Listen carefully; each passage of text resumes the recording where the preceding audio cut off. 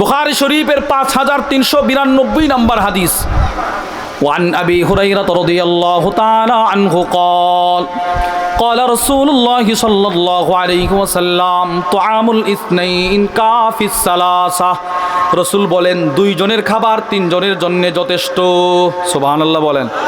বলেন তো দুইজনের খাবার কয়জনের জন্য যথেষ্ট? তিনজন। কখন যথেষ্ট? যখন দুইজন মনে করবে না আমি কম খাই, আমার ভাই বেশি খাক। বুঝেন নাই?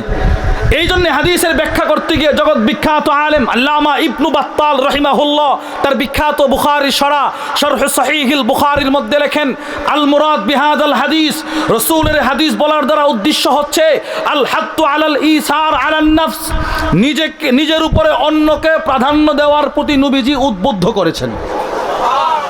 দেখছেন, নবীজি নিজে উদ্বুদ্ধ করছেন, তুমি কম আমি কম খাবো, আরেকজন বেশি খাক। এই মনোভাব থাকলে দুইজনের খাবার তিনজনের জন্য যথেষ্ট, রাসূল বলেন। 3 নম্বর হাদিস বুখারী শরীফের 602। وعن عبد الرحمن بن أبي بكر رضي الله تعالى عنهما قال সিদ্দিক আকবর রাদিয়াল্লাহু আনহুর ছেলে আব্দুর রহমান থেকে বর্ণিত, তিনি বলেন আন্না আসহাবাস সুফফা কানু উনাসান ফুকারা।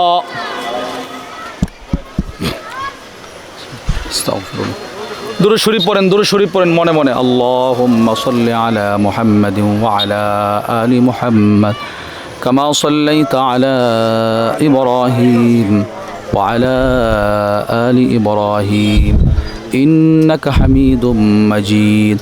اللهم بارك على محمد وعلى آل محمد كما باركت على إبراهيم وعلى آل إبراهيم إنك حميد مجيد لا حول ولا قوة إلا بالله لا إله إلا الله ولا نعبد إلا إياه له النعمة وله الفضل وله الثناء الحسن لا إله إلا الله مخلصين له الدين ولو كره الكافرون لا إله إلا الله وحده لا شريك له له الملك وله الحمد وهو على كل شيء قدير। বলেন আলহামদুলিল্লাহ। তো আবু বকর সিদ্দিক রাদিয়াল্লাহু তাআলা আনহুর ছেলে আব্দুর রহমান ইবনে আবু বকর তিনি কি বলেন? তিনি বলেন আন্না আসহাবাস সুফফা, নিশ্চয়ই সুফফাবাসীরা, যারা সুফফাই ছিলেন নবীর কাছে ইলম শিখতেন। এই হাদিসটা খেয়াল করে শুনেন। এরা সকলেই ছিল অসহায়, দরিদ্র, ফুকারা, যাদের খাবারের ব্যবস্থা ছিল না। এবার রাসূল এক ঘোষণা করছেন, মসজিদে নববীতে একটা বয়ান করছে।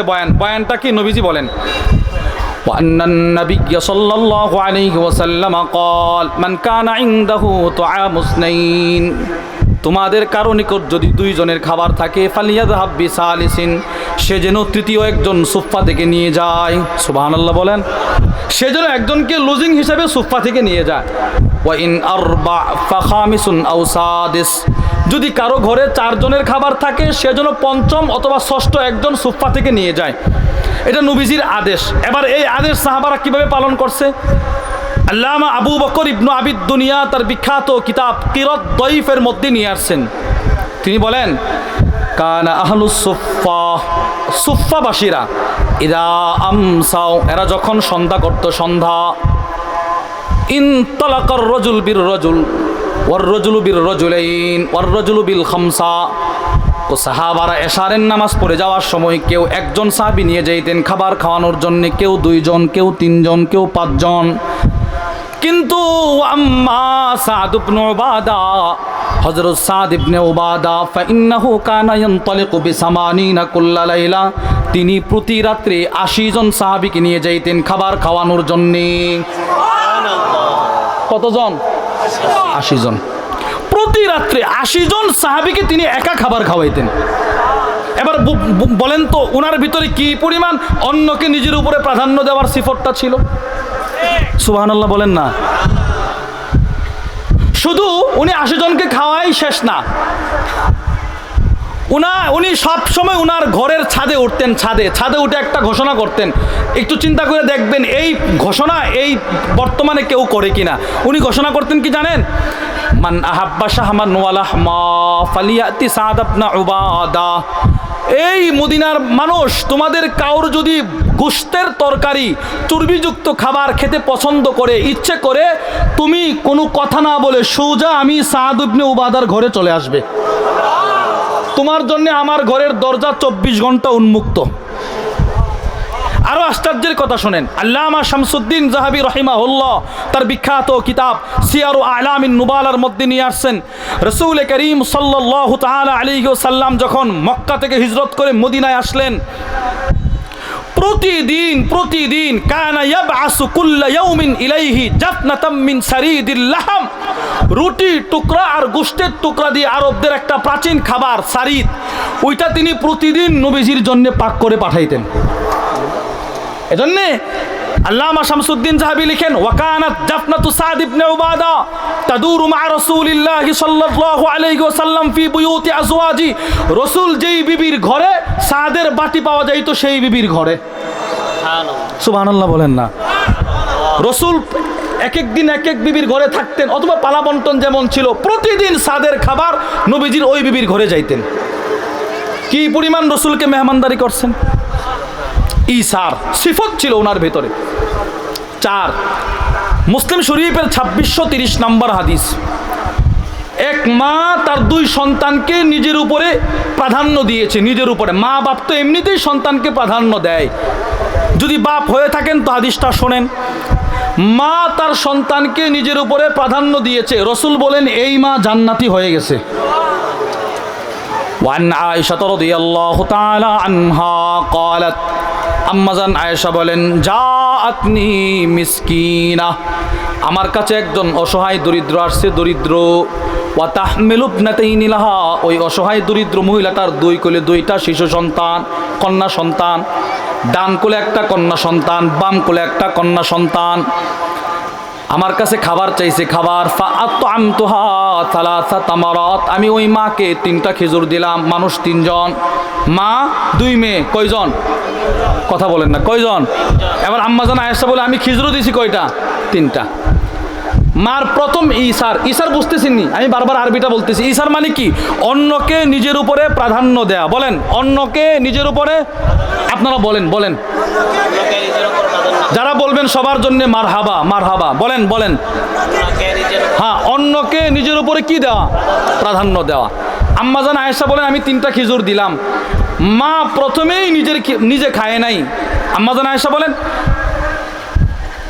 ফাআতাত কুল্লা ওয়াহিদাতিন মিনহুমা তামরাতান, 2টা কুলের শিশুকে 2টা খেজুর মা দিয়ে দিল। এবার 2টা কুলের শিশু কুলে বসে বসে খেজুর খায়া শেষ। ওয়া রাফাত ইলা ফিহা তামরাতান লিতাকুলাহা, এবার মা নিজের বন্টনের খেজুরটা খাওয়ার জন্য মুখের দিকে উত্তোলন করেছে। মা আমার খেজুরটা খাবে। আম্মাজান আয়েশা বলে, আমি তাকায় দেখি ফাস্তাতআমাতহা ইবনাতাহা, 2 কুলের কন্যা সন্তান একসাথে মার কাছে বলে, মা এই খেজুরটাও আমাদেরকে দিয়ে দাও। একসাথে চায়া পড়ছে। আচ্ছা এবার বলেন তো, মা কি একটা মুসিবতে পড়ছে? মার পেটেও খাবার নাই। আম্মাজান আয়েশা বলেন, ফাশাক্কাতিত তামার আল্লাতী কানাত তুরিদু আন তাকুলাহা, মা যে খেজুরটা খাওয়ার জন্য ইচ্ছে পোষণ করেছিলেন, ওই খেজুরটাও মা 2 ভাগে ভাগ করে 2টা কন্যা সন্তানকে খাওয়ায়া দিল। নিজের উপরে কন্যাদেরকে প্রাধান্য দিছে কিনা বলেন? আচ্ছা এইরকম প্রাধান্য আপনার মা আপনাকে জীবনে কতবার দিছে? আপনি আপনার মাকে জীবনে কতবার দিলেন?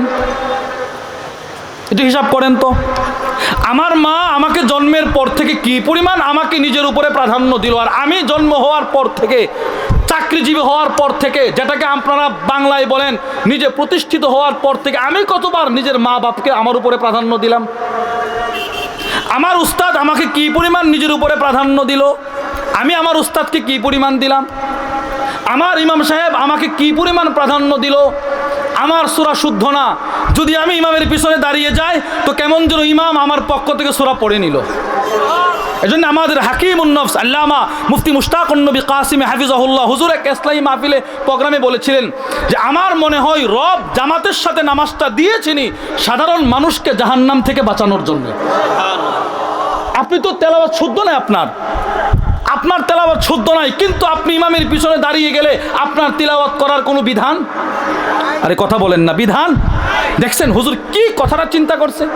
তো এই ইমাম আমাকে কি পরিমাণ প্রাধান্য দিল, আমি ইমামকে কি পরিমাণ প্রাধান্য দিলাম।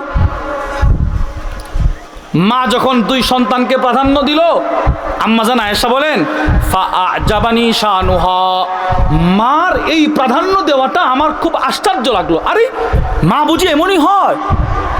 মা চলে গেছে, দিন ফুরিয়ে রাত হলো, রসুল আমার ঘরে আসলেন। ফাযাকারতুল্লাযী সানাআত লিরাসূলিল্লাহি সাল্লাল্লাহু আলাইহি ওয়াসাল্লাম, নবীজির কাছে আমি মহিলার পুরা ঘটনা বর্ণনা করে শোনাইলাম। ওগো আল্লাহর রসুল দুই মেয়েকে দিয়ে আবার নিজেরটাও দুই মেয়েকে দিয়ে নিজের উপরে মেয়েদেরকে প্রাধান্য দিছে। রসুল সাথে সাথে বলে আয়েশা ইন্নাল্লাহা ক্বাদ আওজাবা লাহা বিহাল জান্নাহ, এই প্রাধান্য দেওয়ার কারণে রব তার জন্য জান্নাত ওয়াজিব করে দিয়েছে। যাও, সে জান্নাতি হয়ে গেছে। এই চারটা হাদিস থেকে কি বুঝলেন? রসুল ঈসার প্রতি উদ্বুদ্ধ করেছে কি করে নাই? বলেন, করেছে কি করে নাই? 5 আবু দাউদ শরীফের 2534 নম্বর হাদিস, হযরত জাবির ইবনে আব্দুল্লাহ রাদিয়াল্লাহু তাআলা আনহুমা থেকে বর্ণিত। তিনি বলেন আন্না রাসূলুল্লাহ সাল্লাল্লাহু আলাইহি ওয়াসাল্লাম আরাদা আন ইয়াগজুয়া, নবীজি যুদ্ধে যাওয়ার ইচ্ছা করলেন। فقال النبي صلى الله عليه وسلم, আল্লাহর রাসূল যুদ্ধে যাওয়ার প্রাক্কালে আমাদেরকে বললেন, ও সাহাবারা, ইয়া মাশারাল মুহাজিরিন ওয়াল আনসার, ও মুহাজির আনসার সাহাবারা, ইন্না মিন ইখওয়ানিকুম কওমা লাইসা লাহুম মালুন ওয়ালা আশিরা, তোমাদের কিছু ভাই মদিনায় আছে যাদের ধন সম্পদ নাই, যাদের আত্মীয় স্বজন মদিনাতে নাই, এদেরকে সাহায্য করবে। সুতরাং ফালিয়াদুম মাহাদুকুম ইলাইহি ইসনাইন আবিস সালাসা, তোমাদের কারো যদি বাহন থাকে, বাহন তো যাদের বাহন আছে তারা যেন একজন দুইজনকে সাথে করে নিয়ে যায়। হযরত জাবের বলেন আমাদের প্রত্যেকেরই একটা করে বাহন ছিল, আমাদের বাহনে এদেরকে ওঠানোর কোনো সুযোগ ছিল না পালা বন্টন ছাড়া। পালা বন্টন, আমি কতক্ষণ, সে কতক্ষণ, সে কতক্ষণ, এই পালা বন্টন ছাড়া আমাদের কোনো কোনো বাহন ছিল না। আল্লাহর কসম, আমরা সেদিন সবাই সাহাবাদেরকে পালা বন্টন করিয়ে করিয়ে করিয়ে করিয়ে 1000 কিলোমিটার পাড়ি দিয়েছি। কি আপনি দিবেন? আমি ট্রেনে ঢাকা যাই, ঢাকা আমি যে বসে রইলাম, আমার পাশে একজন মুরব্বী, অসহায় দুর্বল ক্ষীণ মানুষ, উনি যে ট্রেনে দাঁড়িয়ে আছে, উচিত তো ছিল নবীর হাদিস সামনে রেখে, মুরব্বী অনেকক্ষণ যাবৎ দাঁড়িয়ে আছেন, একটু বসেন, আমি একটু দাঁড়াই, উচিত ছিল কিনা বলেন? বলেন আপনারা যারা এই মাহফিলে আসছেন, আপনারা যদি আজকের পর থেকে এই মনোভাবটা না নেন তো নিবে কে? বলেন কে নিবে? যে মাহফিলে আসে না সে নিবে? এজন্য ইনশাআল্লাহ আপনি সিট নিয়েছেন, আলহামদুলিল্লাহ। অনেক সময় অনেক মুরব্বী থাকে, যে কেউ থাকুক, তাকে নিজের উপরে কিছু প্রাধান্য দেওয়ার দরকার আছে না নাই? বলেন দিবেন তো ইনশাআল্লাহ? বলেন ইনশাআল্লাহ। এবার 3টা আয়াত বললাম, 5টা হাদিস বললাম। এবার এই ঈসার প্রাধান্য দেওয়ার 3টা স্তর বর্ণনা করেছেন জগৎ বিখ্যাত আলেম আল্লামা আব্দুল্লাহ আল আনসারি আল হারাবি, তার বিখ্যাত কিতাব মানাজিলুস সাইরিনের মধ্যে তিনি বলেন 1 নাম্বার স্তর আনতু ফিরাল খালকা আলা নাফসিক, গোটা সৃষ্টিজীবকে তুমি তোমার উপরে প্রাধান্য দিবে। এটার ব্যাখ্যা করেছেন জগৎ বিখ্যাত আলেম শাইখুল ইসলাম সানি ইমাম রব্বানি আল্লামা ইবনুল কাইয়িম আল জাওজিয়্যা, তার বিখ্যাত কিতাব মাদারিজুস সালিকিন বাইনা মানাজিল ইয়াকা না'বুদু ওয়া ইয়াকা নাস্তাঈনের মধ্যে তিনি লেখেন, এটার ব্যাখ্যা হচ্ছে আন তুকদ্দিমাহুম ফি আলা নাফসিক ফি মাসালিহিহিম ওয়া মানাফিহিম, কল্যাণকামী বিষয়ে নিজের উপর মানুষকে প্রাধান্য দেওয়া। কল্যাণকামী, বিপদের সময় না, বিপদের সময় না, বিপদে নিজে আগে থাকা, ভাইকে পিছনে রাখা, আর কল্যাণকামী বিষয়ে ভাইকে আগে দেওয়া, আমি পিছনে থাকা। বুঝেন নাই? 2 ইসারু রিদাল্লাহি আলা রিদা গায়রি, 2 নম্বর প্রকার আল হারাবি লেখেন আল্লাহর প্রাধান্যটাকে প্রাধান্য দেওয়া, আল্লাহর সন্তুষ্টিকে প্রাধান্য দেওয়া। বলেন তো কার সন্তুষ্টিকে প্রাধান্য দেওয়া? না, মা বাবার সন্তুষ্টিকে প্রাধান্য দেওয়া। মা বাপ ফজরের সময় ঘুম থেকে উঠে বলে যাও প্রাইভেটে যাও, এবার আজান পড়লো, নামাজ চলতেছে। এখন যদি আপনি মা বাবার কথা শুনে প্রাইভেটে যান, মসজিদে না যান, তো রবের সন্তুষ্টির উপরে মা বাবার সন্তুষ্টিকে আপনি প্রাধান্য দিলেন। দোকানদারি করতেছেন, আজান পড়তেছে, উচিত ছিল রবের ডাক এসেছে, রবের সন্তুষ্টিকে আমার সন্তুষ্টি দোকানের উপরে প্রাধান্য দেওয়া উচিত ছিল কিনা বলেন? হায়, এই এতেকাফে আমি হজরতের সাথে ছিলাম সুধন্যপুর, আমাদের আল্লামা মুফতি মুশতাকুন নবী কাসিম হাফিজাহুল্লাহর মাদ্রাসায়। একটা ছেলে ও 2 মাস যাবত শুধু আমাকে মেসেজ দিচ্ছে, এর মেসেজ হচ্ছে, হুজুর আপনি তো ওখানে বয়ান করেন, আপনি শুধু আমাকে মুশতাকুন নবী হুজুরের সাথে একটু মুসাফা করানোর সুযোগটা বের করে দিবেন। তো আমি বললাম আপনি আইসেন। এই ছেলেটা খুব সম্ভবত ও কি বলে ট্রেনে পড়তেছে, ঢাকা বাড়ি মুন্সিগঞ্জ।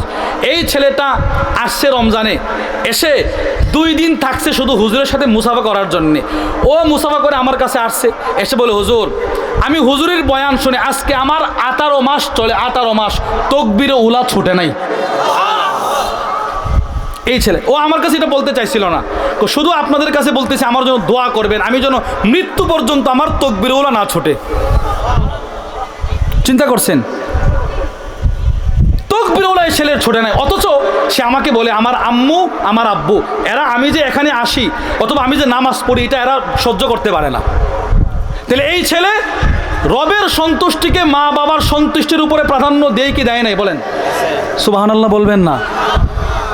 3 ইসারিল্লাহ, আপনি ব্যক্তিগত প্রাধান্য দেওয়া, সামাজিক প্রাধান্য দেওয়া, রবের সন্তুষ্টিকে আপনার সন্তুষ্টির উপরে প্রাধান্য দেওয়া, এই যে দিয়েছেন এই দেওয়াটাকেও আল্লাহর সন্তুষ্টির উপরে ছেড়ে দেওয়া। অর্থাৎ এর ব্যাখ্যা করেছেন আল্লামা ইবনুল কাইয়িম আল জাওজিয়া, আন তানসুবা ইলাল্লাহ দুনা নাফসিক, আমি করতে পেরেছি এটা না বলা, রব আমাকে করিয়েছেন। সুবহানাল্লাহ বলেন না? এই হলো 3টা স্তর। এবার শোনেন, 3টা স্তরের ঈসার, কুরআন হাদিসে বর্ণিত ঈসার, সবগুলো ঈসার পরিপূর্ণভাবে আমার নবীর সিফতের ভেতরে ছিল। সুবহানাল্লাহ বলে না? নবীজির ভিতরে এই সিফতটা ছিল, আপনি এটা গ্রহণ করবেন কেন? নবীজির ভিতরে ছিল এই জন্যে এটা গ্রহণ করবেন কেন? সাহাবাদের ভিতরে ছিল এই জন্যে এটা গ্রহণ করবেন কেন? সলফে সালেহিনদের ভিতরে ছিল এই জন্যে। নবীজির ভিতরে কেমন ছিল? বুখারী শরীফের হাদিস 2093 নম্বর হাদিস, দেখেন নবীর ভিতরে কি পরিমাণ এই অন্যকে নিজের উপরে প্রাধান্য দেওয়ার সিফতটা ছিল। ওয়ান সাহাল ইবনে সাদ আস-সাঈদী রাদিয়াল্লাহু তাআলা আনহু قال, নবীজির সাহাবী সাহাল বলেন, জাআত ইমরাতুম বিবুরদা, এক মহিলা নবীজির কাছে একটা বুরদা নিয়ে আসছে, বুরদা। এবার সাহাবী বলেন, আতাদুরুনা মাল বুরদা, তোমরা কি জানো বুরদা কি জিনিস? ফাকিলা লাহু নাআম, ওনাকে বলা হলো হ্যাঁ জানি। কি? কহিয়া শামলা, ওই চাদর, মানসুজুন ফি হাশিয়াতিহা, যেই চাদরের চতুর্পাশে বুনন করা থাকে, কারুকার্য করা থাকে। এবার মহিলা আল্লাহর রসুলকে বলেন, ফাকালাত ইয়া রাসূলুল্লাহ, ওগো আল্লাহর রসুল, ইন্নী নাসাজতু হাদিহি বিয়াদি, আমি মহিলা মানুষ, রাতে দিনে কষ্ট করে এই চাদরটা নিজের হাতে বুনন করেছি, আকসু কাহা, আপনাকে পরিধান করানোর জন্যে, আপনি একটু পরবেন এই মনোভাব নিয়ে এটা আমি বানাইছি। রসুলের একটা সিফত ছিল, হাদিয়া যত ছোট হোক নবীজি এমনভাবে গ্রহণ করতেন যে যিনি দিছেন তার মন ভরে যেত। ও তুমি দিছো এটা, আমি তো এটা চাচ্ছিলাম, এই একটা মানে মানুষকে খুশি করতেন নবীজি। আপনার এই রমজানের আগে মনতলা, আমাদের মাধবপুর একটা মাহফিল, আমাদের হযরত ওয়ালা হাকিম উন্নস ওখানে বয়ান করছেন জোহরের আগে। একটা ছেলে ছোট, উনি 100 টাকা নিয়ে আসছে, 100 টাকা। আইনা হুজুরে বলে, হুজুর এটা আপনার হাদিয়া দিছি। তো হুজুর বলে, আমি তোমাকে হাদিয়া দিছি না হুজুর, এটা আমি আপনার মাদ্রাসায় দিছি। তো এই ছেলে 100 টাকা দিছে, ও মনে করছে 100 টাকা হুজুর কি আর আমাকে পাত্তা দিবে। হুজুর এই ছেলের হাতে ধরে একটা চুমা দিছে, টাকাটা নিয়ে একটা চুমা দিছে।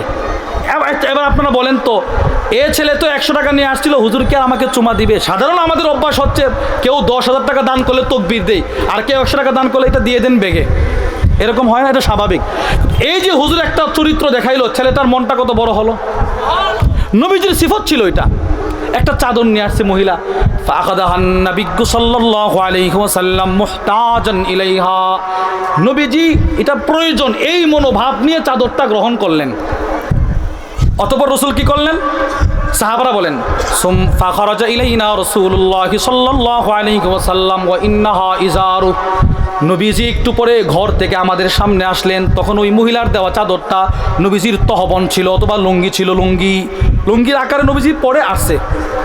কিন্তু ফাকালা রাজুলুম মিনাল কওম, একজন সাহাবী, উপস্থিত সাহাবাদের মধ্যে একজন দাঁড়ায় বলে, ইয়া রাসূলুল্লাহ, এই চাদরটা আমাকে দিয়ে দেন। সুবহানাল্লাহ বলে। সব সাহাবারা রাগ, আরে একজন মহিলা মাত্র দিয়ে গেল, সে চায় বসছে। আল্লাহর রসুল বলেন, নাম ঠিক আছে, তোমাকে দিয়ে দিব। ফাজ্জালাসা ফিল মাজলিস, নবীজি মজলিসে বসলেন।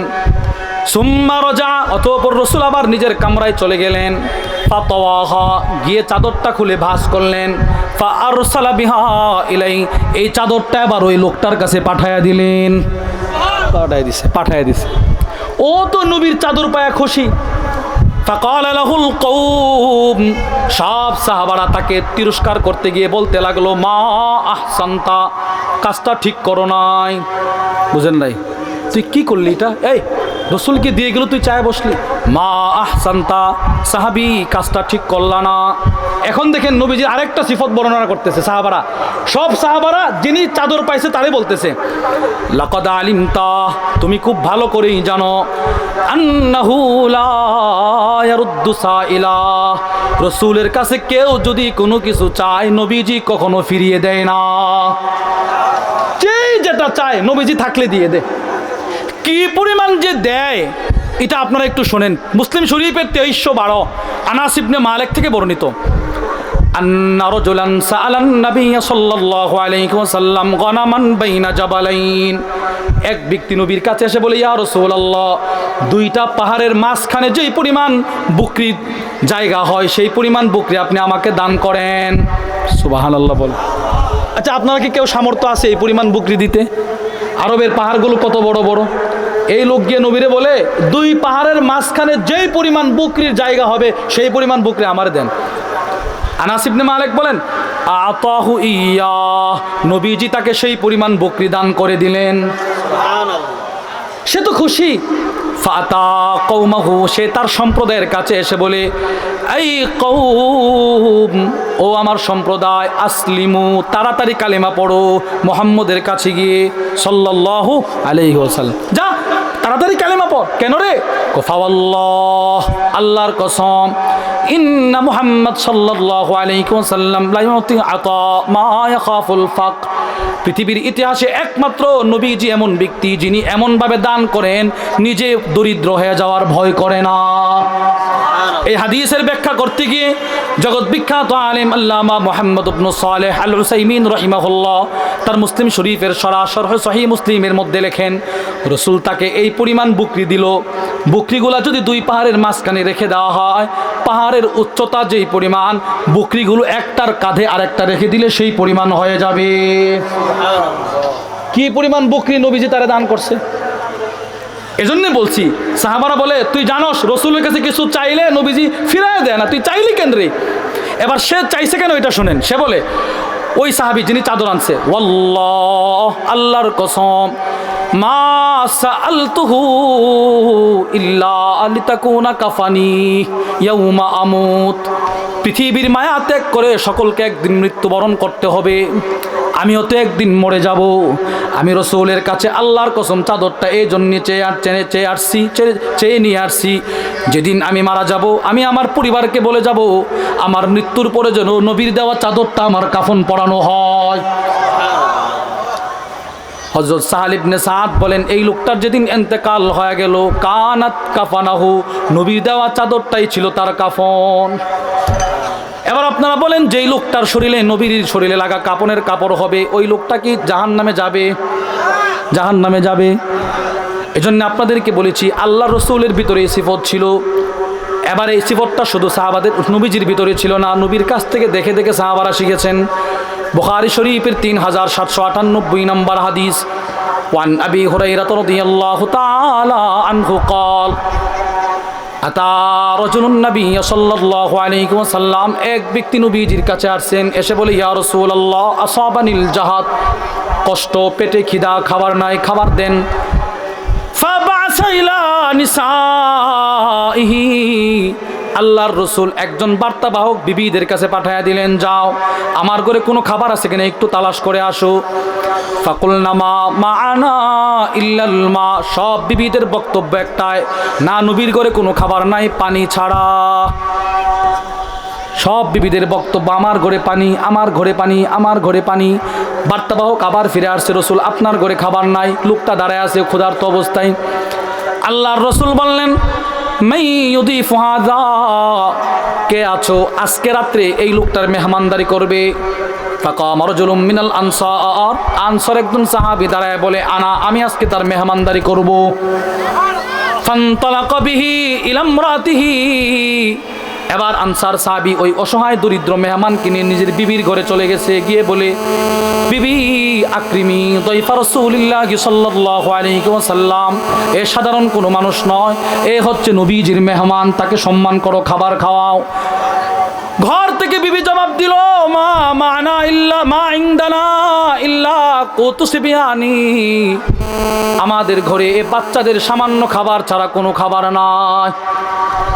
নবীজির ঘরেও খাবার নাই, সাহাবার ঘরেও খাবার নাই। এবার আল্লাহর নবীর সাহাবী বলেন, যেই খাবারটা আছে হাইয়ি তো আমাকি, ওই খাবারটাই প্রস্তুত করো। নব্বিমি সিবিয়ানাকি, আমার বাচ্চাদেরকে, তোমার বাচ্চাদেরকে ঘুম পাড়ায়া দাও। সুবহানাল্লাহ বলেন না, কি পরিমাণ ঈসার! বাচ্চাদেরকে ঘুম পাড়িয়ে দাও, ওই খাবারটাই প্রস্তুত করো। কিন্তু বিবি খাবারটা প্রস্তুত করার পরে তুমি খাবারটা যখন আমাদের সামনে উপস্থাপন করবে, তখন তুমি ঘরের প্রদীপটা নিভিয়ে দিবে। কারণ যেই পরিমাণ খাবার আছে, ওই পরিমাণ খাবার যদি মেহমান আর মেজবান মিলে খায়, অবশ্যই তার সাথে বসে খাবার খাইলে সে আমাকেও খাবার দিবে। এই পরিমাণ খাবার দুইজন বন্টন করে খেলে তার পেট ভরবে না। তুমি একটা কাজ করবে, খাবারটা দেওয়ার সময় কান্নাহা তুসলিহু সিরাজাহা, তুমি প্রদীপটা নিভিয়ে দিবে। ঠিক করার মনোভাব নিয়ে উঠে দাঁড়ায় প্রদীপ নিভায়া দিবা। ঠিক ওই রকম ফাহাইয়া আত-তা'আমাহা, বিবি খাবার প্রস্তুত করলেন। নাব্বামাত সিবিয়ানাহা, বাচ্চাদেরকে ঘুম পাড়ায়া দিলেন। এবার খাবার যখন পরিবেশন করার সময় হয়ে গেল, সুম্মা কামাত কান্নাহা তুসলিহু সিরাজাহা, প্রদীপটা ঠিক করার মনোভাব নিয়ে দাঁড়ায় ফু দিয়ে প্রদীপটা নিভায়া দিলেন। অন্ধকারে মেহমানের প্লেটে খাবার, মেজবানের প্লেটে খাবার নাই, তিনি চপ চপ আওয়াজ করেন। আবু হুরায়রা বলেন, ফালাম্মা আসবাহা গাদা ইলা রাসূলিল্লাহি সাল্লাল্লাহু আলাইহি ওয়াসাল্লাম, পরের দিন সকাল যখন হয়ে গেল, এবার মেজবান সাহাবী অসহায় দরিদ্র মেহমান সাহাবীর পেট পরিপূর্ণ করে পরের দিন সকালে মসজিদে নববীতে চলে গেছেন। আল্লাহর রাসূল বলেন, ও সাহাবী, দাহিকাল্লাহু মিন ফিআলিকুমা, গত রাত্রে তুমি আর তোমার বিবি যেই কাজটা করেছো, রব্বুল আলামিন আরশ আজিম থেকে মুস্কি মুস্কি হেসেছে। কি প্রাধান্য দিলে তুমি! রব শুধু মুস্কি মুস্কি হাসে নাই, রব তোমার শানে আয়াত নাজিল করে দিছে। কি ভাই, সাহাবাদের ভিতরে ইসারটা কেমন ছিল!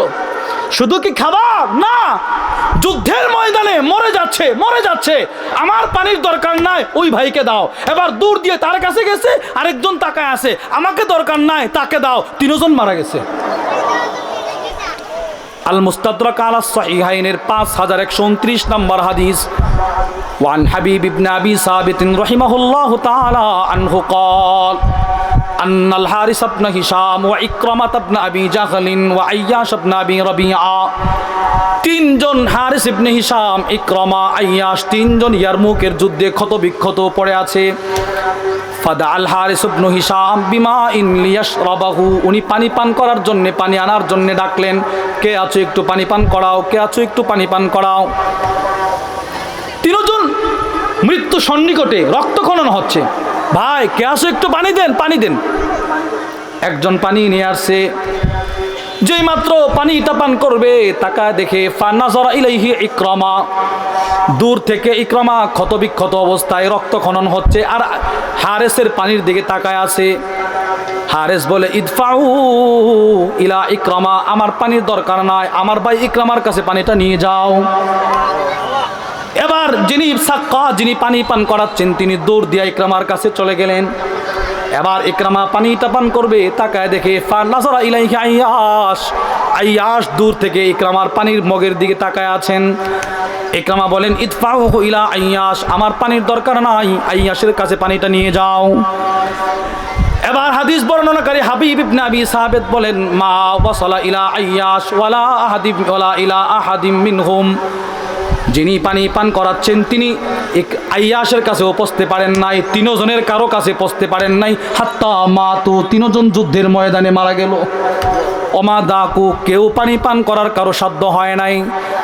একটু চিন্তা করে দেখেন কি পরিমাণ সাহাবাদের ভিতরে ইসার ছিল। ইসার শুধু খাবার খাওয়ায় নাই, নিজের উপরে প্রাধান্য দিয়ে নিজের জান আগে নিজে মৃত্যুবরণ করেছে, আগে অপর ভাইকে জীবন ধারণ করার জন্য সুযোগ দিয়েছেন। এই ক্রমবিন্যাসে এই ইসারের সিফতটা আমাদের বুজুর্গদের ভিতরে চলে আসছে, ইসার সলফে সালেহিনদের ভিতরে চলে আসছে। বুজুর্গদের কথা বলে আমি আমার আলোচনার ইতি টেনে ফেলবো। আল্লামা ইবনু সাদ রাহিমাহুল্লাহ তার বিখ্যাত কিতাব আত-তাবাকাতুল কুবরার মধ্যে লেখেন, হাজ্জাজ ইবনে ইউসুফ, ইব্রাহিম আন-নাখঈ, দুইজন ইমাম বলেন ইব্রাহিম আন-নাখঈ, বলেন নামটি মুখস্থ করেন, ইব্রাহিম আন-নাখঈ বলেন, ইব্রাহিম আত-তাইমি বলেন। দুইজন ইব্রাহিম, একজনের নামের শেষে নাখঈ আর একজনের শেষে কি তাইমি। হাজ্জাজ ইবনে ইউসুফ তলাবা ইব্রাহিম আন-নাখঈয়া, উনি ইব্রাহিম আন-নাখঈকে গ্রেফতার করার জন্য তালাশ করতেছেন, পরোয়ানা জারি করছেন, গ্রেফতারি পরোয়ানা। ফাজা আল্লাযী তলাবাহু, যিনি ইব্রাহিম নাখঈকে যেই পুলিশ গ্রেফতার করার জন্য আসছেন, সে এসে এলাকায় একটা চিৎকার দিয়ে বলছেন, দুজনের এলাকা কাছাকাছি, এই ইব্রাহিম কোথায়? যখন পুলিশ বলছে ইব্রাহিম কোথায়, ইব্রাহিম তাইমি তখন তার কাছে।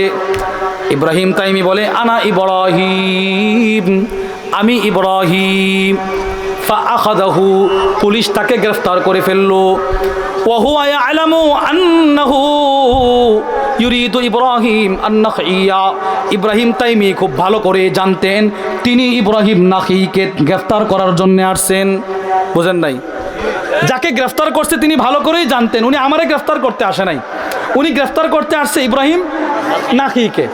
কিন্তু ইব্রাহিম নাখঈ ছিল বড় আলেম, ইব্রাহিম তাইমির এলেম তো আলহামদুলিল্লাহ সবারই ছিল, কিন্তু লোক সমাজে প্রসিদ্ধ ছিল উনি বড়। ইব্রাহিম তাইমি খুব ভালো করে বুঝছেন ইব্রাহিম নাখঈকে গ্রেফতার করতে আসছে। ফাতাবিহিল হাজ্জাজ, পুলিশ গ্রেফতার করে হাজ্জাজ ইবনে ইউসুফের কাছে নিয়ে আসছে। ফা আমারা বিহাবসিহি ফিদ দাইমাস আও ফিদ দিমাস, হাজ্জাজ ইবনে ইউসুফ বলে, কে আসছে এটা দেখার দরকার নাই, আমি যাকে চাই সেই ইব্রাহিম, তাকে তুমি এমন এক জেলখানা দিমাস অথবা দাইমাসের মধ্যে বন্দি করে দাও। দিমাস কাকে বলে? ওয়ালাম ইয়াকুল্লাহুম জিল্লুম মিনাশ শামস, এমন জেলখানা যেই জেলখানায় সূর্যের আলো সরাসরি নিচে পড়ে, কোনো ছাদ নাই। ওয়ালাকিন্নুম মিনাল বারদ, এমন জেলখানা যেখানে প্রচণ্ড শীত থেকে বাঁচারও কোনো আশ্রয় নাই। ভয়ঙ্কর এক জেলখানা, 24 ঘন্টা সূর্যের আলো, 24 ঘন্টা শীত। একদিন দুই দিন নয়, বহুদিন তিনি সেই জেলখানায় থাকতে থাকতে ফাতাগাইয়ারা ইব্রাহিম, ইব্রাহিম পরিবর্তন হয়ে গেল, কণ্ঠ পরিবর্তন, চেহারা পরিবর্তন, শরীর পরিবর্তন, ক্ষীণ হয়ে গেছে। আল্লাহু আকবার। আল্লামা ইবনু সাদ রাহিমাহুল্লাহ তার কিতাব আত-তাবাকাতুল কুবরার মধ্যে লেখেন, আল্লামা শামসুদ্দিন যাবি তার কিতাব সিয়ারু আ'লামিন নুবালার মধ্যেও লিখেছেন, জাআতহু উম্মুহু, ইব্রাহিম তাইমির মা তখন জীবিত ছিল, মা নিজের সন্তানকে দেখার জন্য একটু আসছে, কিন্তু তিনি লেখেন ফালাম তারিফুহু, মা তার সন্তানকে দেখে চিনে না, মা সন্তানকে চিনে না। পৃথিবীর সব মানুষ সন্তান ভুলে গেলেও মা কিন্তু ভোলার নয়। এবার চিন্তা করেন কি পরিমাণ টর্চারিং আর ওনার উপরে জুলুম করা হয়েছে, মা নিজের সন্তানের চেহারা চিনতেছে না। আল্লামা ইবনে সাদ বলেন, হাত্তা কাল্লামাহা, সন্তান নিজে কথা বলে পরিচয় দিছে, আম্মা আমি ইব্রাহিম, আমি ইব্রাহিম। এবার মা বলে, তোর তো কোনো অপরাধ নাই, তুই কেন জেলখানায় পচে গলে মরলি রে, মরতেছিস। এখন ইব্রাহিম তাইমি যে জবাবটা দিল, জবাবটা আমি কিতাবে পাই নাই, কিন্তু আমাদের বাংলাদেশের উল্লেখযোগ্য আলেম আল্লামা মুফতি দিলওয়ার সাহেব হাফিজাহুল্লাহ আকবর কমপ্লেক্সের হুজুরের জবান থেকে শুনছি অনেক আগে। হুজুর বলেছিলেন, ইব্রাহিম তাইমি তখন তার মারে বলেছিল, মা আমি ইব্রাহিম যদি দুনিয়া থেকে চলে যায় আমার এলাকার মানুষের কোনো ক্ষতি হবে না, কিন্তু ইব্রাহিম নাখী যদি দুনিয়া থেকে চলে যায় মানুষগুলো এলেম থেকে বঞ্চিত হয়ে যাবে।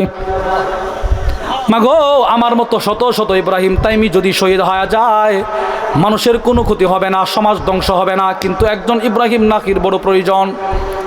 এজন্য আমি চাই আমার জীবনটা আমি শহীদ করে দিয়ে আমি আমার ভাইকে দুনিয়াতে প্রাধান্য দিয়ে দিলাম। ফামাতা ফিস্তিজিনি, তিনি এই জেলখানার ভিতরে মারা গেলেন। কিন্তু আশ্চর্যের বিষয় হলো ফারো আল হাজ্জাজ ইবনে ইউসুফ ফি মানামিহি, স্বপ্নে দেখলেন। কি স্বপ্ন? কাইলান ইয়াকুল, স্বপ্ন যুগে একজন তাকে বলতেছেন, ও হাজ্জাজ, মাতা ফি হাযিহিল বালদা আল-লাইলা রাজুলুম মিন আহলিল জান্নাহ, আজকে রাত্রে তোমার এলাকায় তোমার জেলখানায় একজন জান্নাতি মানুষের মৃত্যু হয়েছে। কি পরিমাণ ঈসার ছিল একটু চিন্তা করেন তো। আমার ভিতরে কি পরিমাণ ঈসার আছে? এই ঈসারের দরকার আছে না নাই? বলেন বলেন বলেন। এই আলোচনার দ্বারা কি বুঝলেন? আমার ঈসার আমার ভিতরে আনার দরকার আছে না নাই? আমার ছেলের ভিতরে থাকার দরকার আছে না নাই? আল্লাহর কসম, এই ঈসার সিফত যদি আপনার ভিতরে চলে আসে, আপনার চাইতে সুখী মানুষ পৃথিবীতে আর কেউ নাই, আর কেউ নাই। যদি আপনার ভিতরে এই ঈসার চলে আসে, তো আপনার চাইতে দামি মানুষ পৃথিবীতে কেউ নাই। যেমন সাহাবাদের চাইতে দামি কেউ ছিল না। আমাদের বুজুর্গদের ভিতরে ঈসারটা পুঙ্খানু ভাবে ছিল। আল্লামা আবুল ফরাজ আব্দুর রহমান ইবনুল জাওজি তার বিখ্যাত কিতাব আত-তাবসিরা, ওইটার মধ্যে নিয়ে আসছে ইব্রাহিম ইবনে আদহাম বের হয়েছেন সফরে। ওয়া মাহু সালাসাতু নাফার, তার সাথে 3টা দল কয়েকজন সাথে একসাথে সফর করতেছে। ফাদাখালু মসজিদা, এক মসজিদে প্রবেশ করতে, রাস্তার ধারে এক মসজিদ। ওয়াল বারদু শাদীদুন, যেই সময় সফরে বের হয়েছে ঠান্ডা ছিল প্রচণ্ড, খুব ঠান্ডা ছিল। ফানামু ওয়ালাইসা লিল মসজিদি বাবুন, ওই মসজিদে কোনো দরজা ছিল না, জানালা ছিল না। ফানামু, সাথী সঙ্গীরা সবাই ঘুমায় গেছে। ফাকামা ইব্রাহিম ইবনে আদহাম দাঁড়ায় গেছে। ফাওয়াকাফা আলাল বাব ইলা সবা, দরজার সামনে জুব্বাটা জড়সড় করে দরজার সামনে এভাবে দাঁড়ায় রয়েছে, যাতে করে ঠান্ডা মসজিদের ভিতরে না ঢোকে সকাল পর্যন্ত। ফাকিলা লাহু লাম তানাম, আপনি কি ঘুমান নাই? ওনাকে বলা হলো, আপনি ঘুমান নাই কেন? আপনি ঘুমান নাই? তিনি বলেন না। কেন? ইন্নী খাশিতু আইয়ুসিবাকুমুল বারদ, আমার ভয় হচ্ছিল আপনারা ঘুমাইবেন আর ঠান্ডা আপনাদের লাগবে, আপনাদের ঘুমে কষ্ট হবে, এজন্য আমি যেন ঠান্ডা না লাগে দরজার সামনে সারা রাত্র দাঁড়িয়েছিলাম। কি ভাই, ঈসার কেমন ছিল?